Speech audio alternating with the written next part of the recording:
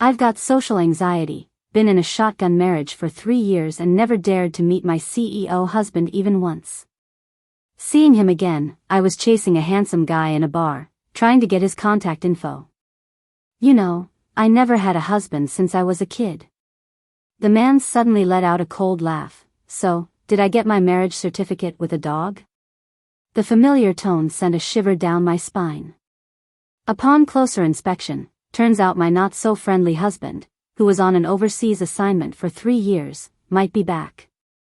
My best friend got dumped yet again. She was crying her heart out in the bar. Heaven please bless me with a boyfriend. I can't stand the pain of heartbreak anymore. After saying that, she pointed towards a tall-legged guy sitting in the shadows not far away, begging me, "What about that guy? Could you help me get his contact info?"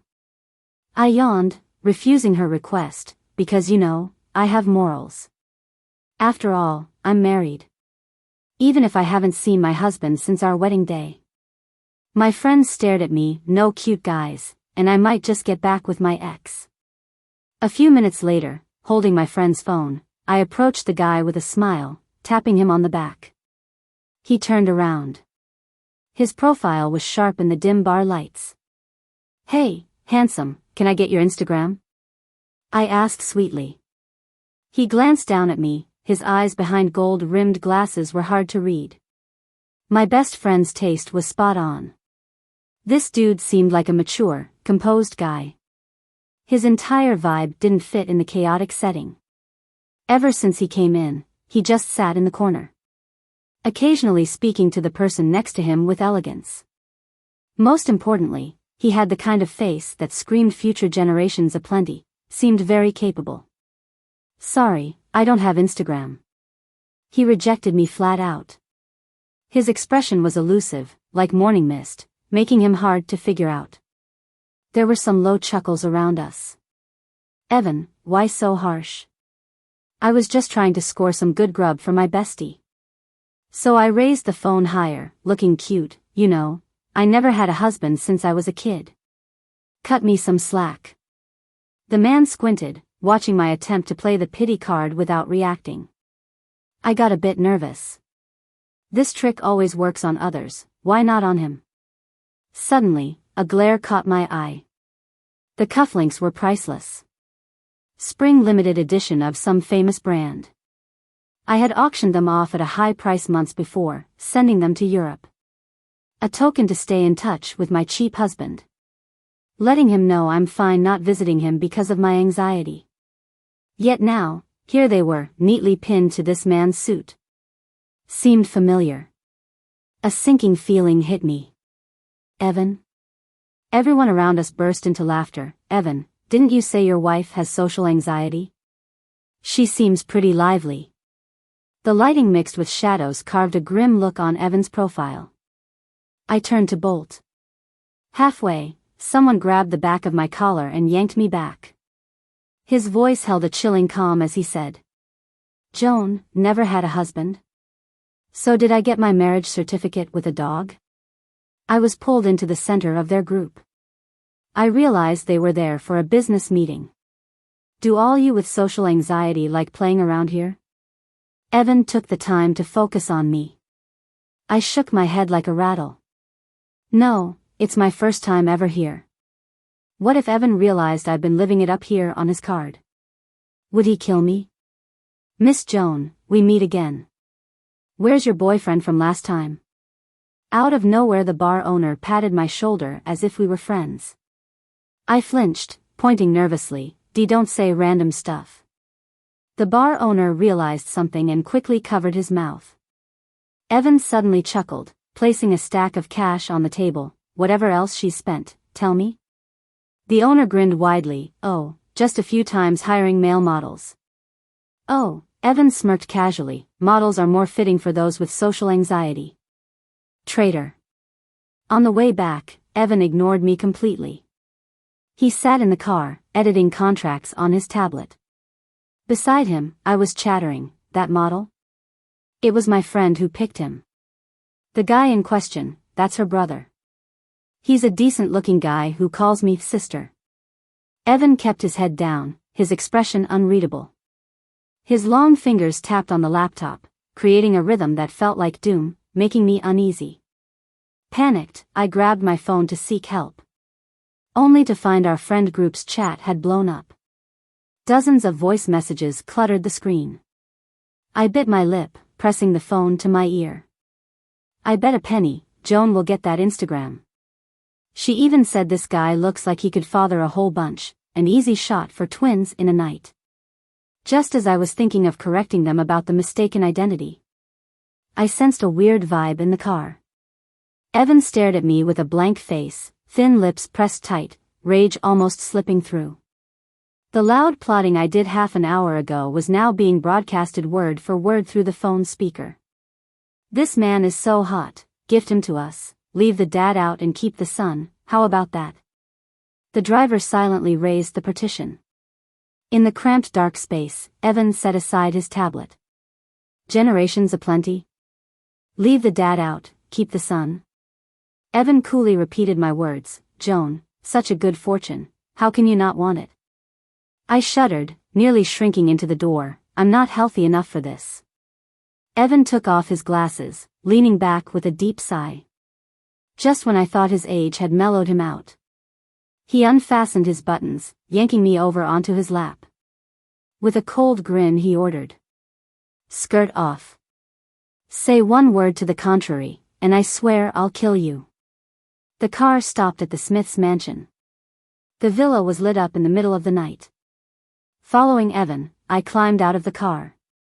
Styled as quite the modest housewife. Mini skirt and black stockings had been tossed carelessly in Evan's car. He glanced at me, lightly noting, button up your shirt. Thought he was going to go full beast mode earlier. Turned out, he just brought me back for a family dinner. Once we opened the door, there stood a girl in a cream-colored spaghetti strap dress. Hey Evan, you're back. Evan's stepmom smiled explaining, Ruby insisted on seeing you after she heard you came back. Ruby is Evan's stepmom's friend's daughter, before she married into the family. I get along well with the Smiths elders. Rumor has it they were really supportive of Evan and Ruby's relationship. Then Ruby went to Europe to study literature, and it kind of fizzled out. But some say Evan headed to Europe right after our wedding just to try to win her back. Could she be back here with him now? Evan's stepmom smiled and pulled out a chair. Come, little Ruby, let your Evan sit next to you. As Evan was about to call me over, I was already zoned out, eyes on the food, drifting over like a hungry ghost. Is there anything to eat?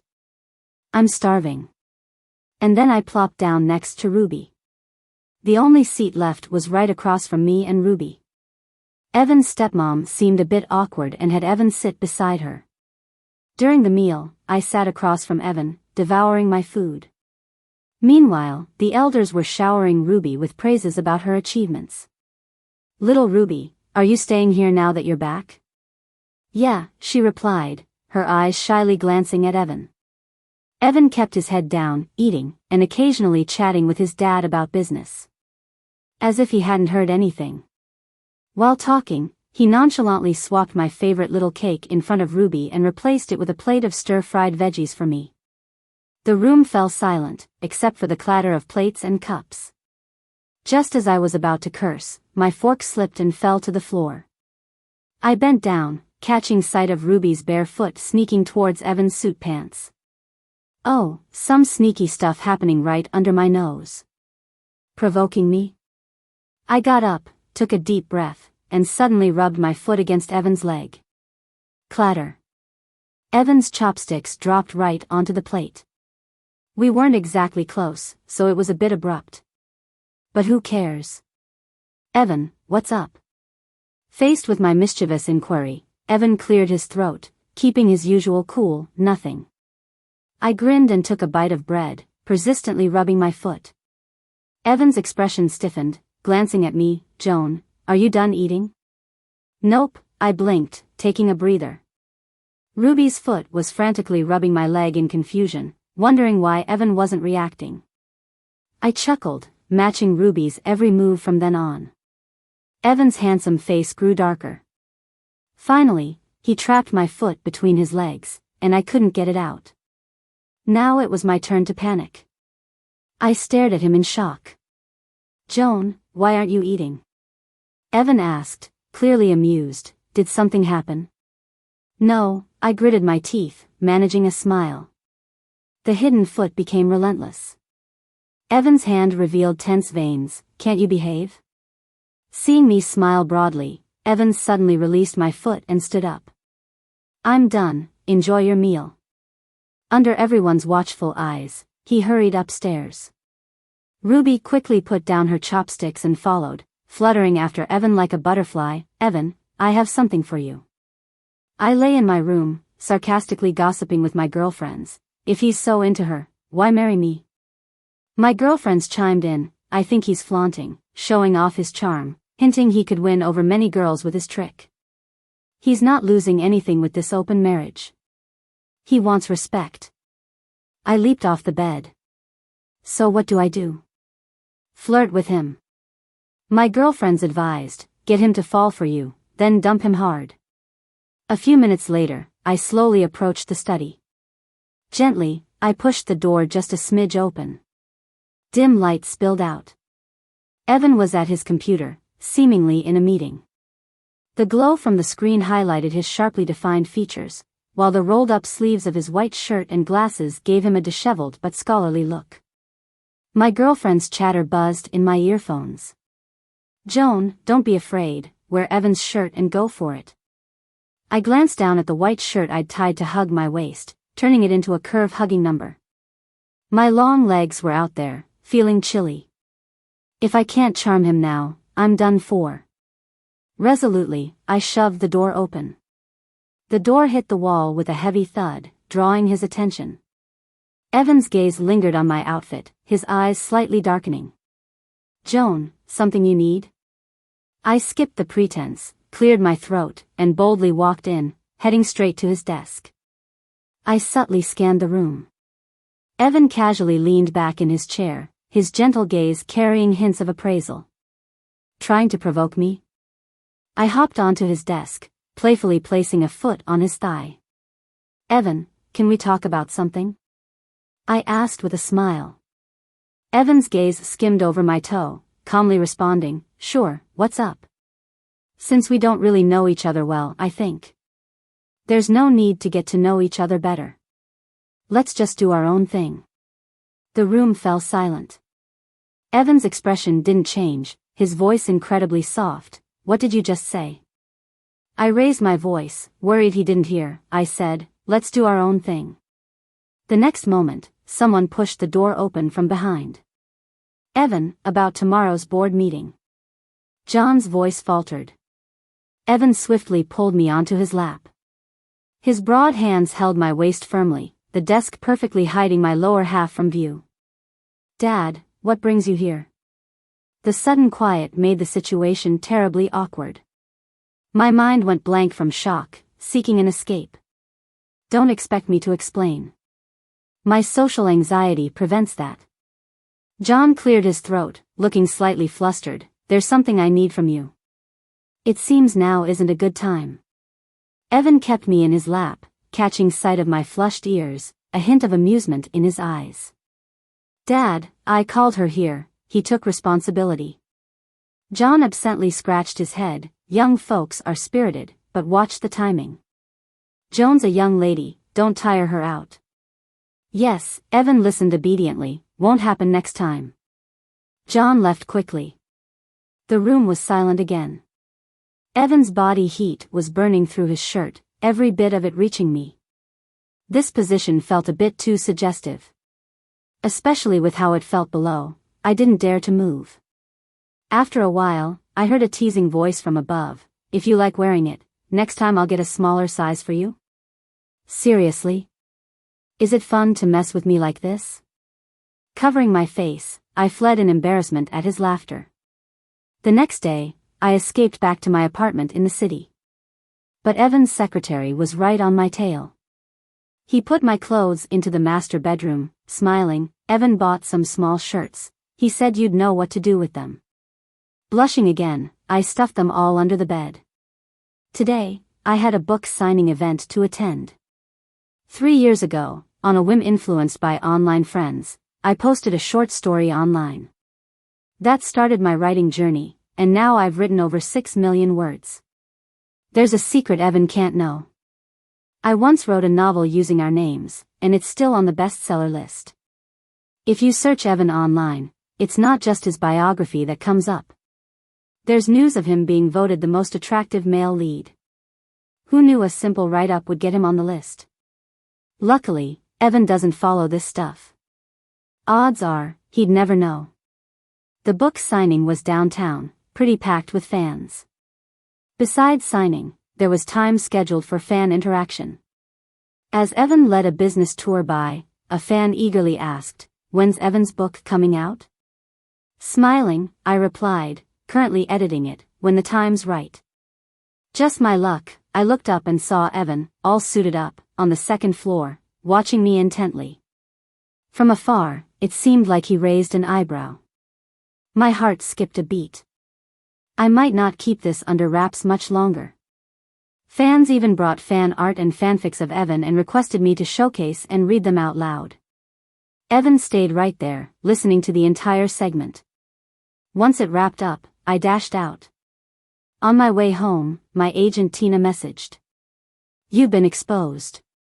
Exposed for what? "Ruby's fans claim your book Stand-in Wife plagiarized her Mr. Sweet. Stand-in Wife is the one starring Evan and me." This just added to my headache. Ruby's a recent star in the web novel world. When the market was sluggish, she rose to the top by stitching together bits of others' work. Recently, she slipped Evan's character into her book, even lifting a few key scenes. Before I could defend my work, her fans believed the worst. They ignored the timeline and accused me of copying using skewed comparisons. Tina sneered, "Bet her fans are freaking her out now." I felt myself shut down. Tina nudged me, "Don't be mad, this could work for us." Looking at the trending topic, I felt dizzy. Why does it have to blow up like this, at this time? Can I still keep my secret? With Evan on to me, I hid out at a cafe near home, too scared to go back. Suddenly, I heard a familiar voice. Oh no, I wouldn't dare compare to the veterans. I turned and spotted Ruby with some girls. One girl, awestruck, said, "Ruby, I think you're way better than Joan." "Keep going." Ruby replied cheerily, "This book's getting published soon. I'll send you a copy." "Awesome, thanks." I walked over with my coffee. "So you're Ruby?" The girl looked displeased. "Who are you?" I smiled, "I'm Joan." The fans backed off, making room for me to sit across from Ruby. Ruby smiled, "Sorry, my fans might have offended you. Hope you don't mind. I know you posted first, but I never read your work," she chuckled, "and I think some parts are a bit embarrassing to show adults." I retorted, "Then explain why our male lead's backstory, family, and setting details are identical?" Ruby paused. "Just because you use him for inspiration, doesn't mean others can't." I remembered Ruby's heroine studied in Europe, pining for the hero, and made it big after returning. I lost the will to chat, but before leaving, I told her, "Ruby, me and Evan divorcing isn't set in stone. Don't dream too big." Ruby's face turned white, speechless. Back at home, I locked myself in the study. Opened both works, laying out the timelines. As I saw how my text was interwoven into hers, with readers commenting enthusiastically, I felt crushed. It got late. Evan walked in, finding me staring at the screen, eyes red, muttering under my breath about plagiarists deserving the worst. He flipped on the lights. "Joan, what's up?" Embarrassed, I tried to close the laptop, but he stopped me. "Don't panic, just because you wrote me into a book. No need to lose sleep over it." He hadn't tattled to my parents. Before marriage, my mom warned me, "Don't be reckless. Evan could ensure a secure life." But come on, I'm my own person with my hobbies. Still clutching my laptop, I'm being smeared. Evan paused. By whom? Minutes later, Evan sat at the computer, pondering over countless comparisons. Many parts marked in red, just missing a label saying he's the lead.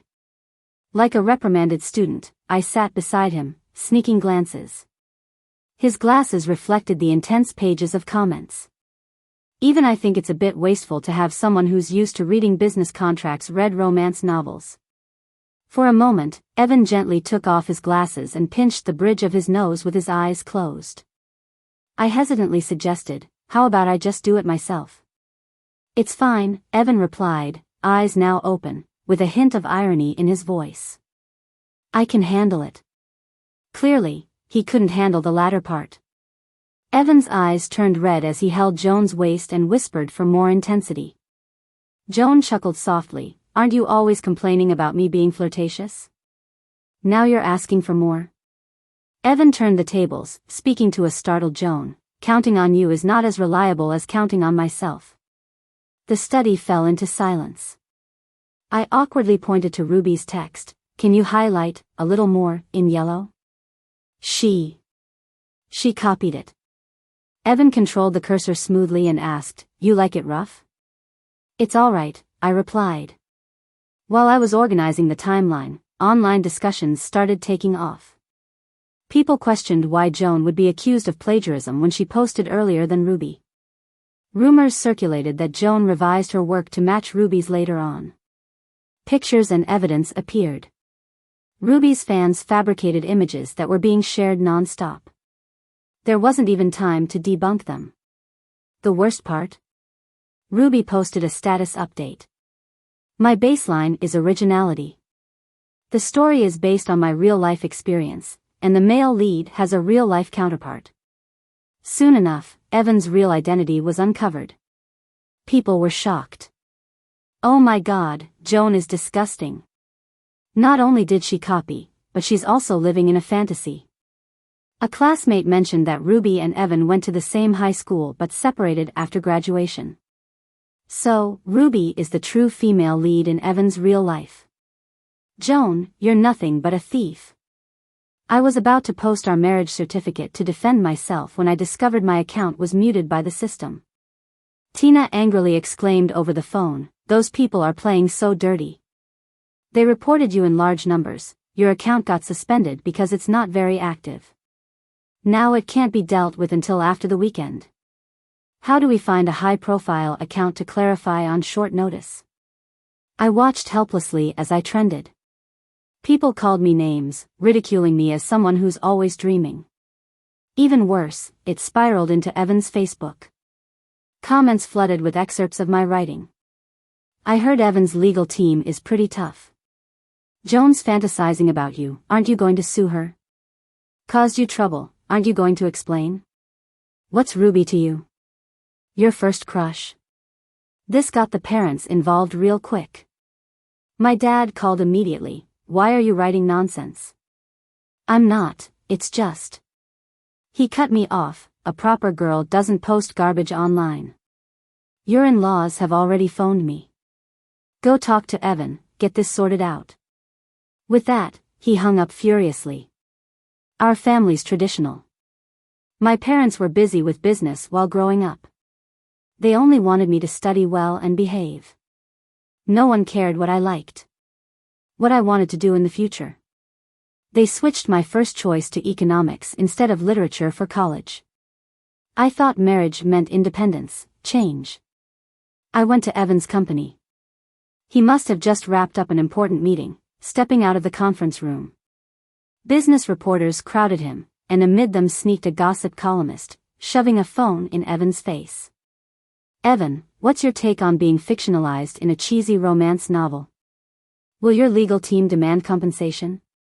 Evan paused mid-sentence. His phone screen filled with thousands of comments ridiculing me. He skimmed it, then looked straight at the reporter. Security, escort this gentleman out. And then he noticed me standing at the doorway, looking crestfallen. Evan removed the microphone from his tie. Excuse me, he said. He cut through the crowd, came up to me, and naturally took my hand. Sorry, something back home. I gotta go, he told his companions impatiently. With his hand in mine, Evan led me smoothly into his office. Near sunset, the blinds split the setting sun into strips of warm yellow light. Evan sat me down by the couch and returned with a glass of warm water. "For this, just call me, okay?"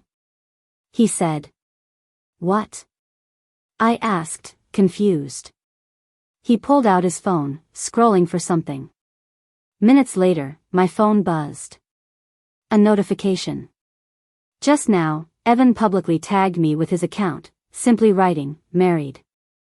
Such a brief yet powerful statement, pinned above company updates and news, quickly set the internet abuzz. Whoa, plot twist.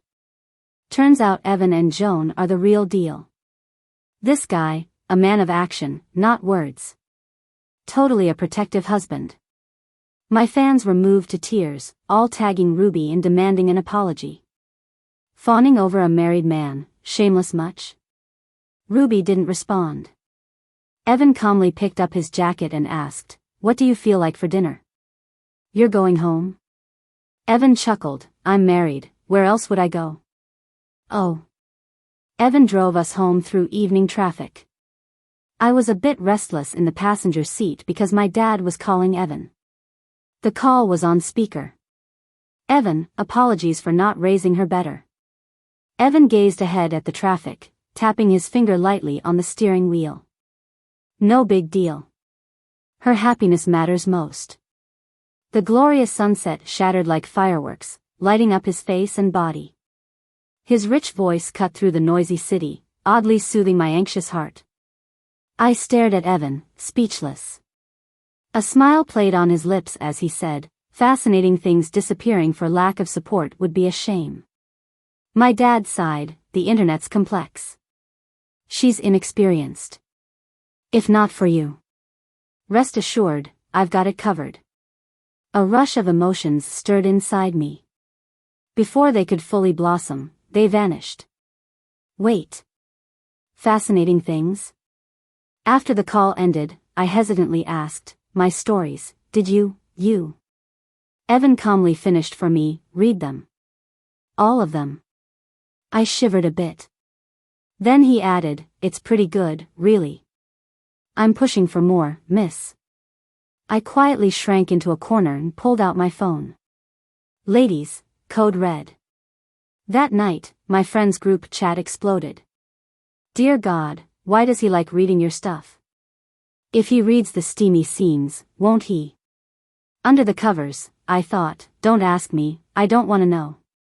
For us writers, our online personas are like our lifeline. Now my pen name got exposed. And the main man knows. Basically, I'm dead meat. A buddy whispered a suggestion, "Why don't you just go for it? I mean, you two are married. Something happening is normal, right?" I took a shower, lay in bed, and pondered.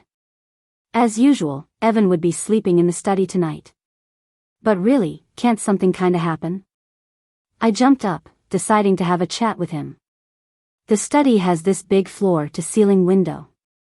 The neon lights glow all night. When I opened the door, only a dim lamp was on. Evan sat at the computer. The silent mouse wheel made a barely noticeable whir.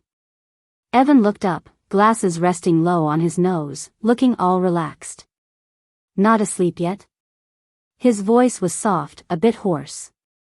I hesitated at the door. "Neither are you." He watched me, expression unreadable. Yet, his gaze was a bit intense. Nervously, my palms started sweating. "I just wanted to thank you." "Well, come in and thank me." Originally, I planned to thank him quickly and duck back to the bedroom. Now I ran out of excuses. The neon light cast on Evan, outlining his graceful figure. I stepped in, standing a bit away from him.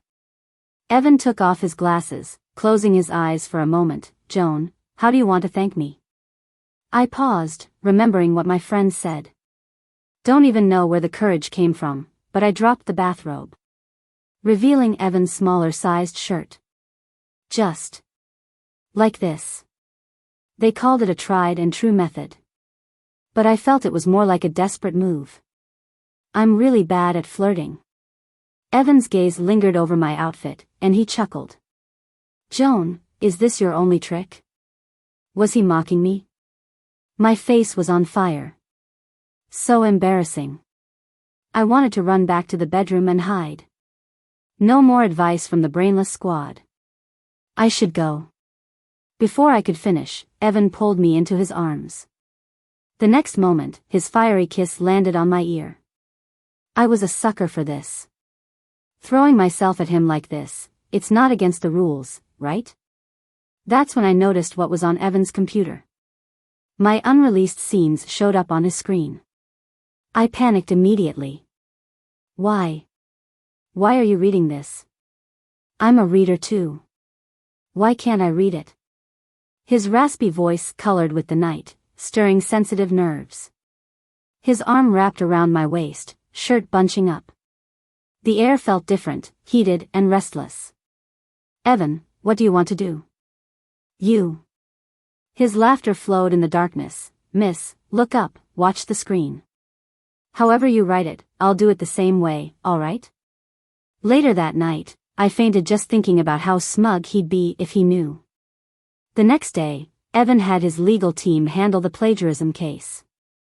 I sat surrounded at the conference table, facing color-coded charts, everyone silent. Sorry, I didn't mean for them to spin in circles. Evan remained calm. Let's wrap this up quick. Within days, The Substitute Bride trended again. But this time, people read it like non-fiction. Wow, does Evan really tie wrists like that? No wonder he's the top guy on the list. Quite bold. Author, please update more. We want to know what you two usually get up to. A few days after signing the papers, Ruby got a lawyer's letter. For plagiarism, I sued her in court. A bunch of potential film deals for her books got put on hold. A week later, while on my way to a meeting, I bumped into Ruby outside a publisher's office. Her papers scattered everywhere. On top was one signed with Ruby's pen name. Ignoring her, I walked away. Ruby called me from behind. I confess, he helped you a lot. But if he knew it was me you're suing, what do you think he'd do? Facing my confusion, Ruby whipped out her phone and called Evan. The moment it connected, she started crying pitifully. Evan, I never told you. I'm Ruby, the book's all true. I've had a crush on you for so long. Can you not sue me? I had no clue what Evan said. After hanging up, Ruby forced a smile at me. Crazy. I rolled my eyes, ignored her. After the meeting, I instinctively checked my phone. Clicked on Evan's profile. The previous announcement about our marriage was gone. Even the law firm's letter vanished. This was quite the talk of the town, so as soon as it was deleted, folks started a new thread. What's going on? Problems between the two of them? I said it was all just for publicity. Based on the books, Ruby and Evan were first loves. She went abroad for school, and Evan settled for an arranged marriage. The recent announcement was to make her compromise. Dude, you've been reading too many romance novels. Art imitates life. I exited the app and called Evan. His secretary picked up. Ms. Joan, Evan just left in a hurry, forgot his phone. Is there a message I can pass on? No need. Calmly, I pocketed my phone. Walked a few steps, then suddenly turned and grabbed a cab straight to Evan's office. Seeing my resolve, they didn't dare stop me. I made it straight to Evan's office. Hand me the phone. The secretary handed it over like a hot potato. So, I got my phone and tried several passwords, including Evan's birthday and mine, but nothing worked. I gave up and handed the phone back to my assistant. Giving me a perplexed look, I shot a text to my manager, Tina. Wasn't I supposed to be heading out of town for an event? Gotta go now. Later that night, I was hanging out with Tina by the pool at a 5-star hotel. She eyed a cute guy on the shore and made a clicking sound with her tongue. You're just running away. Didn't you say you guys would talk it out if you had conflicts? I sipped my cocktail, feeling exhausted, and leaned on the rock. I just can't bring myself to do it. I went charging into Evan's office to ask him face to face, but he wasn't there. It was like punching cotton. Then, once I cooled down, I couldn't muster up the courage anymore. Tina smirked. You just don't want to admit you like him, right? I mumbled, what if he really did delete that status for Ruby? Wouldn't asking him about it be super embarrassing? I'd rather be carefree right now. As long as I don't admit it, I'm not the embarrassed one. Tina's expression turned a bit complicated. But haven't you two already hooked up? Why still debate this? Feeling a bit wronged, the alcohol went to my head, and I splashed the water, shouting, we're just hookups. Hookups. Just like with that guy.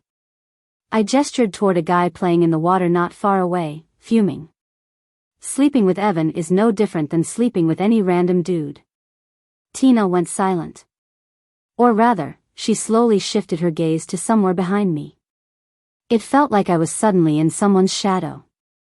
I looked up, and there was that familiar, slightly gentle, yet alluring face. Evan, in a sharp suit, looking all worn out, as if he didn't even have time to change his coat, was standing on the shore behind me. His smile was chilling. Oh. So sleeping with me is no different than him? Evan dragged me away, looking expressionless. Tina gave me a good luck look and quietly dove into the water. Once we got to the room, Evan threw me onto the bed. He started silently pulling off his tie, taking off his jacket. While I was still struggling, he tied me up firmly with his tie. Drunk as I was, I lay there letting him do as he pleased. Joan, can't you learn? Evan teasingly bit my ear, gently caressing. Learn what? I mumbled. Coolly, Evan asked, didn't I tell you my phone password was our anniversary date? I was dizzy from the collision, and everything started to blur. What anniversary? What password? Suddenly, a phone was shoved into my hand. Evan got up, caught his breath, gently tapped my lower back, and commanded, enter the password. If it's wrong, we aren't sleeping tonight. That's when I realized it was Evan's phone. Cold sweat broke out on my back instantly. Crap. The anniversary date. He might have mentioned it. But when? Evan seemed to see how stuck I was and chuckled softly, like delivering a death sentence. Gritting my teeth, I shakily entered the password. Click. The phone unlocked successfully. My legs went weak as I saw a notification from earlier that morning. This content's comments section violates community standards and has been temporarily blocked. Please review the comments and appeal later. Evan sighed with disappointment. If only you'd remembered our anniversary or waited for me to get back, you wouldn't have said such nonsense tonight. Shaking, I opened the comments section. Almost tripped over my own feet. I didn't think our competitor would play dirty. They rallied ghostwriters in the comments section with inappropriate content. That resulted in Evans and the lawyer's post getting locked in a black hole. Naturally, the marriage announcement was also hidden. But Ruby called you right in front of me. And you left. I thought. Mentioning Ruby, Evans spoke flatly. The assistant told me this morning he got a call from a woman, babbling and crying so much he couldn't understand a word. I said stubbornly, that was Ruby. Oh. Evans' voice cooled. Go complain to a lawyer, why come to me? Just block you right away. I tried to appease him by quickly scrolling through the call log, and found the heartless entry, delivering docs for Evan. I asked, is this it? Evan didn't even look.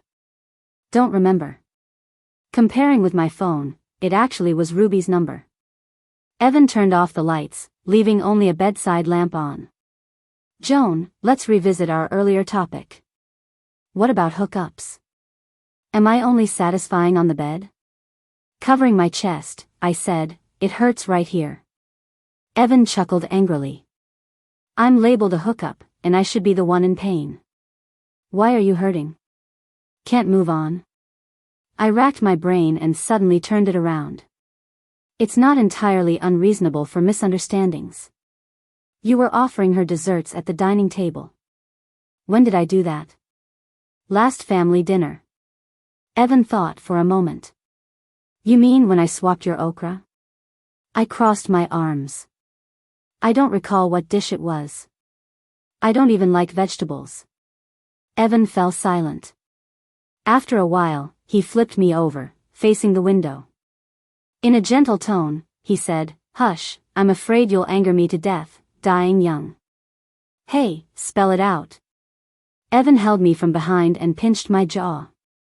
In the dim window reflection, I saw my dazed eyes. Something flashed across my mind. One New Year's, Evan was overseas and couldn't come back. He called me in advance. "I've got some friends heading back. The desserts here are pretty good, they could bring some over." What did I say back then? "Thanks, but I'm not into sweets." "Do you have okra?" Evan had paused, not convenient to bring over, but I'll have someone nearby send some. That casual reply was something Evan remembered. Evan scoffed. "Joan, I specially put that okra in front of you, and that's how you remember me?" Hunching subconsciously to escape, I was tightly held and lectured all night. By dawn, Evan had just finished the last line of his phone's memo. "Last year, you said you didn't like stuffed animals, right?" I weakly said, "I do." "Lies should be punished, don't you think?" "Yeah. Let's begin." The next day, I was awoken by a frantic knocking on my door. Tina burst in, "The author conference is about to start, and you're still sleeping?" I stumbled to the door, blushing. Evan casually poured me some milk as Tina stopped mid-sentence and smirked. "Oh, I get it, I won't rush you." "Will you be coming with us, Evan?" "Me?" Evan chuckled, probably not a good idea. I grabbed a piece of bread from the table, gave Evan a quick kiss, and said, "I'm off." Evan had some business here for a few days and would return with me after the event. The moment I arrived at the event, it caused quite the stir. Joan and Ruby showed up simultaneously. This would be interesting. Sure enough, just a few steps away, I saw Ruby surrounded by fans, soaking up the attention. The event hadn't even started, and she was already interacting with the live stream audience. Not plagiarism, there's nothing of the sort. Publishing and film rights are all going smoothly. Won't be affected at all. I shot a questioning look at Tina. She seemed a bit sheepish. "Joan, you know, after that drama, the fan wars just got fiercer. The investors saw the hype growing, so they bought in. These days, if it makes money, who's concerned if it's plagiarism? Even the lowest thief, once famous, will have defenders." I took a deep breath. "So, she plagiarized, and that's that?" Tina pulled me to sit down. "Hold up, Evan's legal team is top-notch. What if we win?" "But lawsuits aren't resolved overnight. By the time we win, the plagiarist will have made their money, and a measly fine means nothing to them." The event organizers, almost for fun, purposely seated Ruby and me together. We exchanged glances. She smiled warmly. "Recently, I had my fortune told. They said my luck's turning." "Well, look at that, it's happening, isn't it?" I murmured, "Whether it's publishing or film adaptation, if you manage either, then I've lost." "Why?" I rested my chin on my hand, blinking, "Because I have money." "Money doesn't mean everything." Ruby huffed beside me, hugging a pillow while greeting readers. I joined in, waving and mumbling softly, "Actually, money is everything." By the end of the conference, we hadn't given the crowd the dramatic showdown they wanted. Instead, a picture of us enjoying each other's company went viral. Everyone was speculating. What's going on? Did they make up? Maybe all smiles on the surface, but stabbing each other in the back. But Ruby's got guts challenging Joan, considering Joan's backed by Evan, real capital after all. "Hey, our Joan is pretty awesome too, you know." After the event, I got into the car and called Evan while massaging my aching ankle. "Is it over?" He answered immediately amidst a noisy background. "Where are you?" "At a business gala." I thought for a moment, is the entertainment boss there? Evan seemed to look around before replying, "He is." That was a lucky guess. Great, hold on, I'm coming over. Tina rolled up her sleeves, pulling out a thick document. Time to work, let's mess up her plans. The gala was bustling. Evan noticed me instantly. His gaze paused on my waist-hugging, sparkling gold dress. I walked to him, naturally taking his arm. Where? Evan glanced across. There. Entertainment's boss, Sean, sat with a drink, staring darkly at a girl nearby. I went over, blocking his view. Got a minute? Sean asked, looking away. I plopped a massive dossier in front of him. Mr. Sean, I'm here to discuss a collaboration. He skimmed the book titles, chuckling. Sorry, I'm not interested in your petty drama. Besides, this book caught marketing's eye, meaning it has market value. No reason to reject it. I know plagiarism doesn't bother you, but what if the author is a problem? Sean squinted. What do you mean?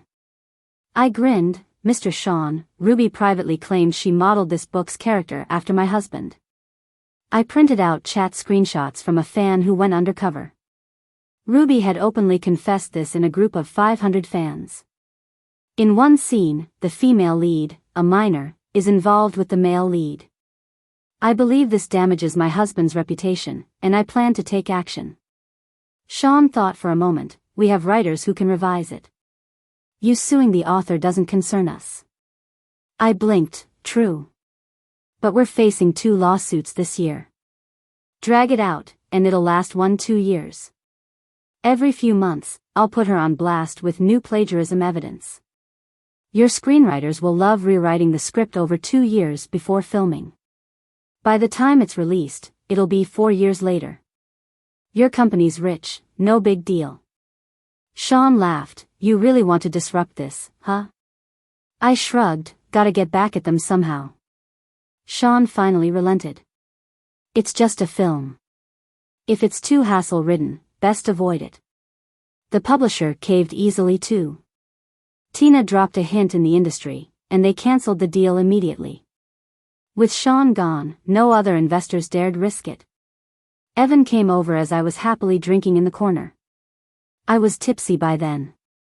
On the ride back to the hotel, I brazenly rested on Evan's lap, scrolling through Sean's Twitter. That girl looks familiar. Oh right. It's Ruby.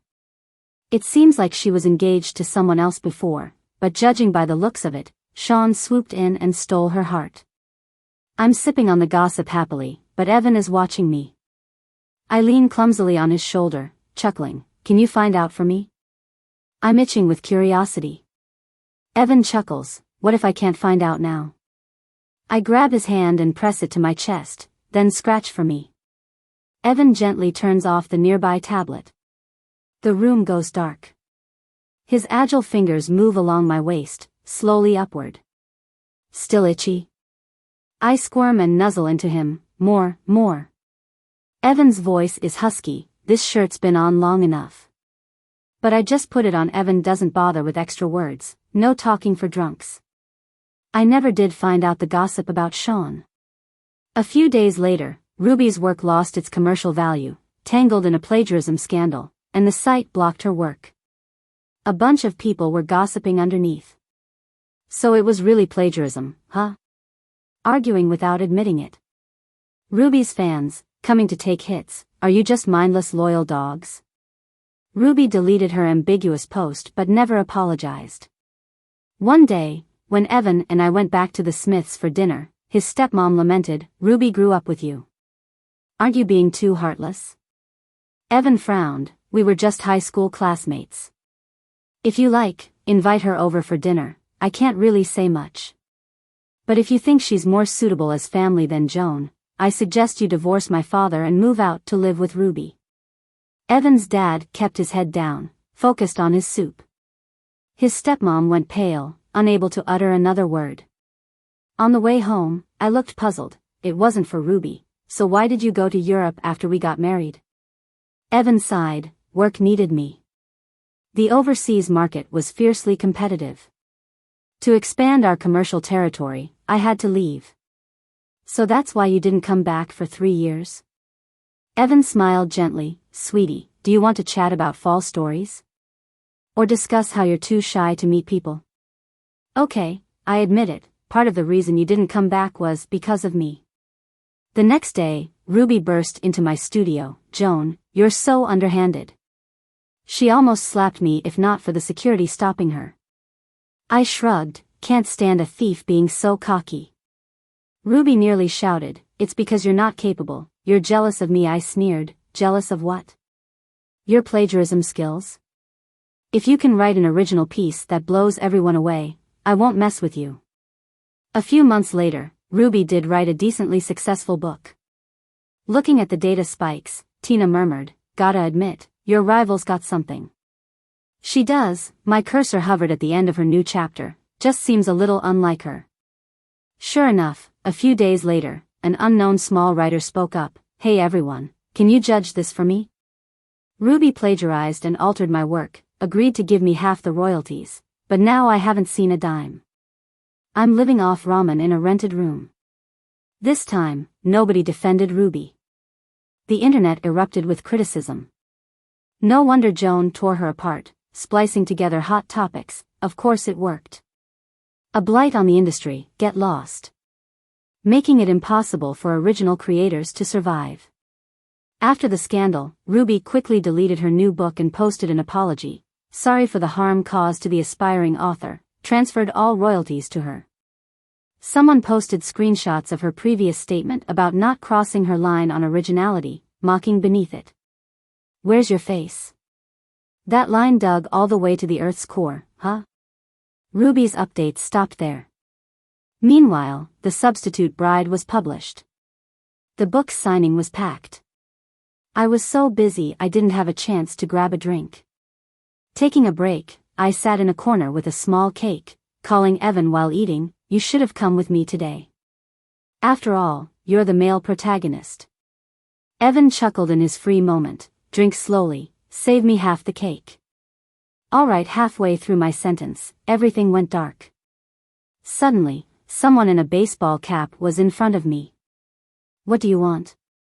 He suddenly lifted a bottle of mineral water, dousing me, Joan, just die. Cold liquid drenched me.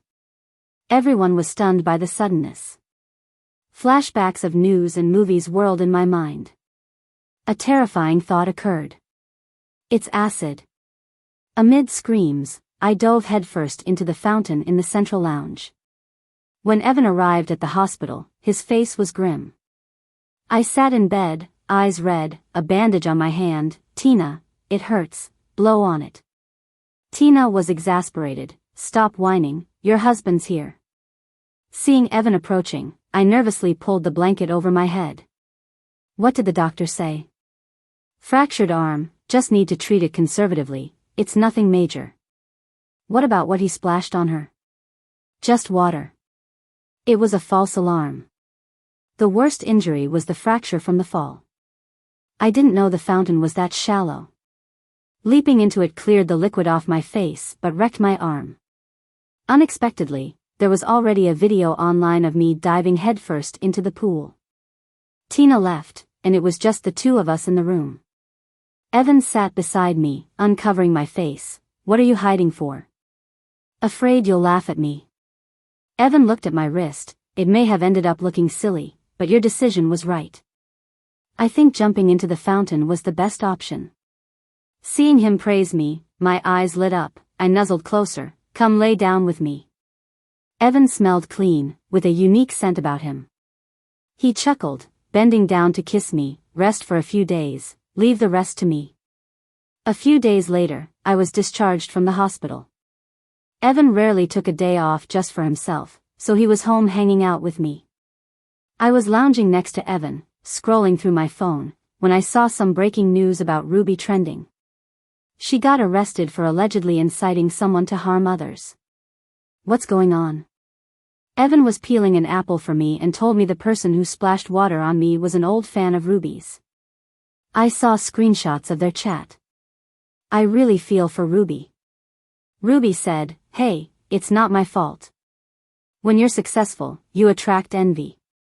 She was at a book signing today. Where? Blue Bay Plaza, I think. Don't worry, I'll get payback for you. Ruby sent a dog emoji with a thank you. Ruby got freaked out and immediately put out a clarification. I thought it was just talk. I didn't expect her to actually go. I oppose any illegal activities. Hope people will be kind with their words. People went nuts in the comments. You're not just evil, you're dumb too. Forget whether what the fan did was right. It's gross to shove the blame on others when something goes wrong. You're just stupid. Evan yanked my phone away, said Ruby called you a few times. I didn't answer, and I blocked her for you. It's obvious she wanted me to smooth things over and forgive her. But she used to secretly wish bad things on me, even hoped I'd get hurt. She doesn't deserve forgiveness. A few days later, Ruby deleted her account and vanished from the public eye. Word has it, she got sued by a bunch of other authors. This time, there are over a dozen plaintiffs. The fines might ruin her completely. This year, summer dragged into fall with relentless rain. But at least the story ended well. As autumn settled in, Married by Substitution was still a hit. I finally got the bandage off my hand. Evan took me to Europe for a vacation. Standing in the office he worked at for 3 years, I noticed a mall across the street named after my initials. When did you build this? I asked Evan, leaning against the floor-to-ceiling window. He casually took off his watch, tossed it on the desk, and said, started planning before we got married. Before we were married? Way earlier than I expected. Evan walked up behind me, pressed against my back. It was meant to be a surprise for our first anniversary. Didn't expect you'd see it now. He kissed my fingertips softly, pressed them against the window. This mall, it's yours. My ears went red. The white dress I wore was getting all wrinkled. Why'd you do this? Because I love you. Evan nibbled at my earlobe, listening to my breath quicken, becoming bolder. From the first time I saw you, I wanted you to be mine. First time? I thought back to that boring blind date. Didn't seem that special. Maybe he just has unique tastes. The sun dragged into a stunning sunset. Evan didn't say much, letting me moan and plead in bliss. The horizon shattered the clouds, a beautiful chaos. Then Evan whispered deeply, Je crois que je suis amoureux de toi. Those words tugged long-buried memories loose. Back in my sophomore year, I was part of an exchange program, spent 3 months in France. I didn't speak French then but was dragged by friends to this little bar. They pointed to a guy at the bar, say this to the bartender, and he'll give you a free drink. I asked, what's the phrase? They laughed, Je crois que je suis amoureux de toi. It means, I really like this place. I poked Evan sitting at the bar, said it with a grin. Surprise flickered in his eyes as he motioned to the bartender, handing me an orange juice. He whispered something in French, switched to English when I looked puzzled. Tonight, only orange juice. That quirky encounter left a mark, fostering fondness for him. After classes, I dropped by for an orange juice and waved to Evan with, I really like this place. But life got busy, and I stopped going. That snippet faded away until forgotten. Fast forward, I picked up a bit of French. So when Evan dropped those words, I was utterly defenseless, completely floored. Couldn't even stand straight. Evan chuckled softly, Joan, now you know what it means. Je crois que je suis amoureux de toi. Isn't I really like this place, it's I think I love you. I spent a week grinning and confessing to Evan, then vanished without a trace. Until 3 years ago, at that blind date, we met again. That's how this romantic encounter found its continuation.